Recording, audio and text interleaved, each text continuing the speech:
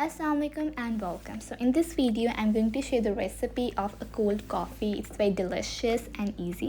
So for this एक जग में इधर मैं ऐड करूँगी 1 glass of cold milk and 2 tablespoon of coffee powder. Here I am using 3-in-1 Nescafe coffee powder. अगर आप black coffee यूज़ करें तो उसका हम हाफ टी स्पून ऐड करेंगे. Then here I am adding 2 tablespoon of chocolate syrup. आप इसकी जगह chocolate spread भी यूज़ कर सकते हैं or you can just simply grate some chocolate into it.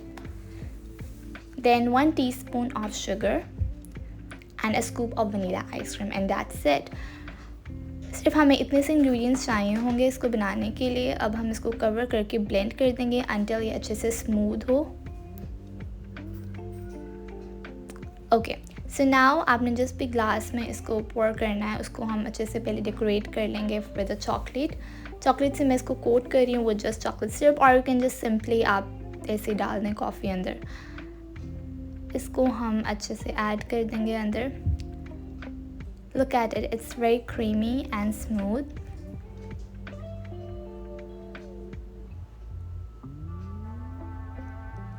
Now I will add a scoop of vanilla ice cream on the top and just drizzle some of chocolate syrup.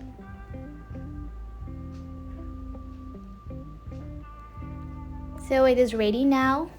अगर आपको video अच्छी लगी इन recipe आपको पसंद आई है so please hit a like and subscribe button and Allah Hafiz.